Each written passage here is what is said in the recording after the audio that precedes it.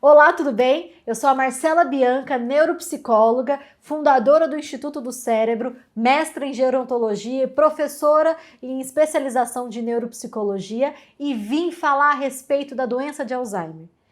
No Brasil, mais de 2 milhões de casos acontecem ao ano da doença. E nós sabemos que entre as demências, a doença de Alzheimer acomete mais de 50% dos casos. A doença de Alzheimer é uma doença neurodegenerativa progressiva que acomete 4 fatores. O declínio cognitivo, principalmente a memória recente, a alteração de comportamento, problemas neuropsiquiátricos e também a perda da funcionalidade, a dificuldade de lidar com as atividades do dia a dia. A causa é desconhecida, mas muito estudada, como no Congresso de Alzheimer o ano passado que estive em Los Angeles, onde concentrou mais de 6.700 pesquisadores a respeito do tema. E os fatores de risco são a idade, provavelmente a partir dos 60 anos, o histórico familiar, se existe na família que já teve essa doença, e também o nível de escolaridade. Quanto menor o nível de escolaridade, maior o risco de desenvolver um tipo de uma demência como a doença de Alzheimer. Estudos mostram que os sintomas psiquiátricos também são fatores de risco para a doença de Alzheimer, como a ansiedade, a depressão, como eu mencionei no vídeo de demência, que também segue o link aqui nas descrições. A pessoa que tem um quadro de ansiedade, de depressão e que muitas vezes não é tratado ou é tratado erroneamente, também tem uma tendência a desenvolver um tipo de demência, como também a doença de Alzheimer. Então, presta atenção. O cérebro funciona como uma rede elétrica de uma cidade, onde precisa ter um equilíbrio. Quando a gente está muito ansioso ou muito depressivo, esse equilíbrio se altera. Então, lembrando, essa perda do equilíbrio causa problemas neurológicos, perda de neurônios e pode levar a uma demência. A reserva cognitiva ela se desenvolve desde o nascimento.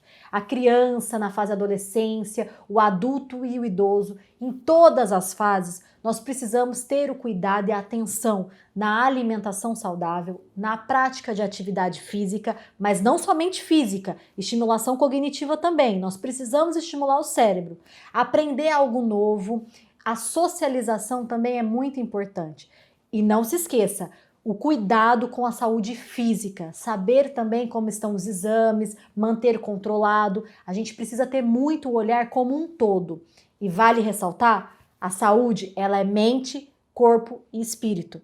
O meu trabalho de doutorado é como vamos mensurar essa reserva cognitiva. Será que é o tempo de escolaridade, quantos livros lê por ano, ou até mesmo como que foi, o quão saudável foi a vida das pessoas nesse momento? Como eu disse, a reserva cognitiva posterga uma possível demência. Então, se uma pessoa às vezes poderia ter os sinais, os sintomas aos 70 anos, pode vir a acontecer aos 75 ou 80, depende dessa reserva cognitiva, e faz com que a pessoa ela tenha mais qualidade de vida, mais autonomia e principalmente independência. E o meu trabalho de doutorado é exatamente como vamos mensurar essa reserva cognitiva para proporcionar uma qualidade de vida e autonomia a todas as pessoas. Voltando à doença de Alzheimer, o principal sintoma é a perda de memória recente. É o que difere de outras demências, é a memória propriamente dita.